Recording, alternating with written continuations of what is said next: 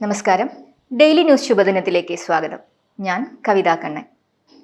ഇന്ന് ഒരു അച്ഛനും മകനും തമ്മിലുള്ള ആത്മബന്ധത്തിന്റെ കഥയാണ് ഡെയിലി ന്യൂസ് ശുഭദിനം നിങ്ങളോട് സംസാരിക്കുന്നത്. ഡെയിലി ന്യൂസ് ശുഭദിനം നിങ്ങൾക്കായി അവതരിപ്പിക്കുന്നത് അമൃത്വേണി ഹെയർ എലിക്സിയർ. ഏകദേശം 80 വയസ്സ് പ്രായമുള്ള അച്ഛനും 35 വയസ്സ് പ്രായമുള്ള മകനും തങ്ങളുടെ വീടിന്റെ വരാന്തയിലിരിക്കുകയാണ്. അപ്പോഴാണ് കുറച്ചകലെ ഒരു ഊഞ്ഞാലിൽ ഒരു കാക്ക വന്നിരുന്നത്. അത് കണ്ട് അച്ഛൻ മകനോട് അതെന്താണെന്ന് ചോദിച്ചു. മകൻ പറഞ്ഞു, അതൊരു കാക്കയാണ്.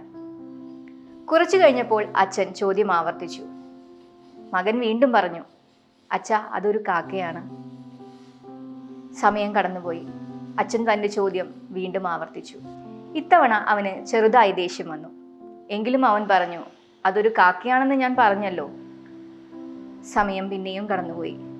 അച്ഛൻ തൻ്റെ ചോദ്യം ആവർത്തിച്ചുകൊണ്ടേയിരുന്നു. ഇത്തവണ മകന്റെ നിയന്ത്രണമെല്ലാം പോയി. അവൻ നന്നായി ദേഷ്യപ്പെട്ടു. അച്ഛൻ ഒന്നും പറയാതെ തൻ്റെ റൂമിലേക്ക് പോയി. കുറച്ചു കഴിഞ്ഞപ്പോൾ മകൻ അച്ഛൻ്റെ റൂമിലേക്ക് ചെന്നു. അവിടെ അദ്ദേഹം ഒരു ഡയറി നെഞ്ചിൽ വെച്ച് കിടന്നുറങ്ങുന്നത് കണ്ടു. മകൻ ആ ഡയറി തുറന്നു വെച്ച പേജ് വായിച്ചു നോക്കി. അതിൽ ഇങ്ങനെ എഴുതിയിരുന്നു: ഇന്ന് ഞങ്ങളുടെ പൂന്തോട്ടത്തിൽ പുതുതായി ഒരു ഊഞ്ഞാൽ കെട്ടിയിരുന്നു. അതിലൊരു കാക്ക വന്നിരുന്നപ്പോൾ എൻ്റെ മകൻ അതെന്താണെന്ന് കൊഞ്ചിക്കൊണ്ട് ചോദിച്ചു. ഞാനതൊരു കാക്കയാണെന്ന് പറഞ്ഞെങ്കിലും അവൻ്റെ സംശയം തീർന്നതേയില്ല. ഇന്ന് ഏകദേശം 25ഓളം തവണ അവൻ ഈ ചോദ്യം ആവർത്തിച്ചു.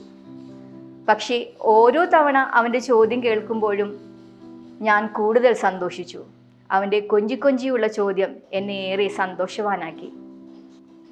മകൻ അച്ഛൻ്റെ അരികിലിരുന്ന് സങ്കടം കൊണ്ട് കരഞ്ഞു. നമ്മൾ കുഞ്ഞായിരിക്കുമ്പോൾ നമ്മെ സ്നേഹിക്കുകയും പരിചരിക്കുകയും വളർച്ചയ്ക്ക് താങ്ങാകുകയും ചെയ്തവരാണ് നമ്മുടെ അച്ഛനമ്മമാർ. വാർദ്ധക്യം രണ്ടാമത്തെ കുട്ടിക്കാലമാണ്. ആ കാലത്ത് നമുക്ക് അവർ തന്ന സ്നേഹത്തിൻ്റെയും കരുതലിൻ്റെയും പാതിയെങ്കിലും നമുക്ക് തിരിച്ചു കൊടുക്കാൻ ശ്രമിക്കാം. ശുഭദിനം.